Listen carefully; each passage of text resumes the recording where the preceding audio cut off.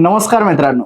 सध्या समाजामध्ये गुन्हेगारीचं प्रमाण प्रचंड वाढले आणि त्यातल्या त्यात छत्रपती संभाजीनगरमध्ये मात्र रोजच खुनाचा प्रयत्न, दरोडा, लूटमार अशा कित्येक कित्येक घटना समोर येत आहेत. आणि या प्रत्येक घटनेमध्ये असणारे जे काही आरोपी आहेत, जे गुन्हेगार आहेत, या लोकांचं वय काय आहे? तर या पोरांचं वय साधारणतः 16, 17 ते 30च्या आत आहे. आणि हे नवे गुन्हेगार जे आहेत यांची एक वेगळी मोडस ऑपरेंडी सुद्धा आहे.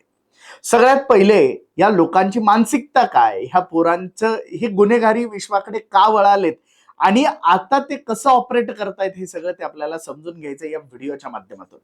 नमस्कार, मी डॉक्टर महेश. आपण बघत आहात गोष्ट छोटी पण डोंगरा एवढी.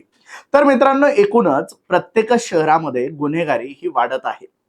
परंतु गेल्या काही महिन्यांपासून छत्रपती संभाजीनगर मात्र रोजच खून, दरोडेखोर, चाकू हल्ला, लाठी हल्ला, कोयता हल्ला या सगळ्या बातम्यांनी हादरून जात आहे. आणि पोलीस मात्र निष्क्रिय दिसत आहेत. आणि हे जे गुन्हेगार आहेत, या गुन्हेगारांचं काय प्रॉब्लेम आहे? तर सगळ्यात महत्वाची गोष्ट म्हणजे सध्या पोलिसांचा धाक आपल्याला या शहरामध्ये कुठेही दिसून येत नाही. या गुन्हेगारांसोबत उडवैस असलेले पोलीस या गुन्हेगारांच्या पाठीशी उभे राहतात आणि त्यामुळेच हे गुन्हेगार कुणाच्याही बापाला जुमानत नाही. दुसरी महत्वाची गोष्ट, या शहरामध्ये वाढलेलं नशेचं प्रमाण. नशेखोरी वाढल्यामुळे या शहरामध्ये क्राईमचं प्रमाण सुद्धा प्रचंड झपाट्याने वाढत चाललेलं आहे. तिसरी महत्वाची गोष्ट म्हणजे राजकीय वरदहस्त. हे गुन्हेगार जे आहेत यांच्या टोळ्या असतात, तरुण यांच्या पाठीशी असतात. समाज माध्यमांवरती यांच्या व्हिडिओला प्रचंड लाईक्स आणि कमेंट्स मिळतात आणि ह्याच गोष्टी राजकीय लोकांनाही हव्या असतात. त्यामुळे या गुन्हेगारांमध्ये एक गोष्ट आहे की हे समाज माध्यमांवरती आपले वेगवेगळे व्हिडिओ नेहमी पोस्ट करत असतात. व्हिडिओ तर न्यायालयाच्या आवारातले सुद्धा पोस्ट होताना दिसतात. हातात बेड्या आहेत, सोबत पोलीस आहेत आणि तरी सुद्धा हे गुन्हेगार आपल्या मित्रांना भेटतात, त्यांच्याशी बोलतात, सिगरेट ओढतात आणि या सगळ्यांचे रील्स समाज माध्यमांवर पडतातही. आणि असं असूनही वरिष्ठ अधिकारी या सगळ्या गोष्टींवरती मुख गिळून गप्प बसतात. म्हणजे एकूणच काय, तर ही जी गुन्हेगारांची जी नवीन पद्धत आहे, समाज माध्यमांवरती या सगळ्या गोष्टी टाकणे आणि त्यातून एक आपला धाक आणि दबदबा निर्माण करणे आणि त्यातून या गुन्हेगारीचं प्रमाण अजून वाढवत नेणे, हा सगळा प्रकार आपल्या छत्रपती संभाजीनगर शहरामध्ये सध्या आपल्याला दिसतोय. आणि पोलीस या सगळ्या गोष्टींमध्ये निष्क्रिय आहेत. काल परवाची तर बातमी आहे की पोलिसांनीच चाकू हल्ला केलेला आहे.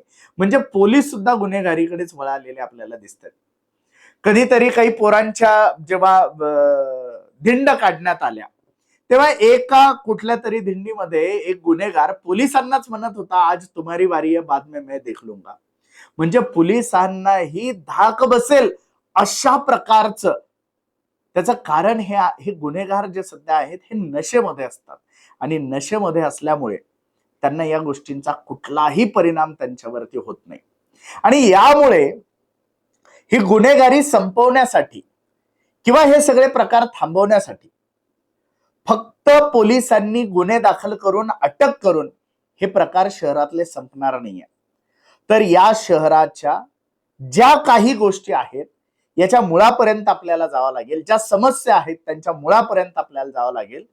ही गुन्हेगारी प्रवृत्ती का वाढते आहे याचा शोध आपल्याला घ्यावा लागेल आणि त्यानंतरच या गोष्टींचे आपल्याला गांभीर्याने विचार करून या गोष्टी थांबवण्याचे प्रयत्न करावे लागतील. अन्यथा हे जर असंच चालू राहिलं तर उद्या आपल्या कुटुंबातली लोक सुद्धा या गुन्हेगारीकडे जर वळाली तर शहरवासियांना आश्चर्याचा धक्का बसायला नको अशी परिस्थिती सध्या शहरात निर्माण होते. अर्थात हा व्हिडिओ जर तुम्हाला माहितीपूर्ण, अभ्यासपूर्ण वाटला तर जास्तीत जास्त लोकांपर्यंत जरूर शेअर करा. आणि अजूनही जर आपण आम्हाला फॉलो जर केलेलं नसेल तर नक्कीच आम्हाला फॉलो करा. धन्यवाद.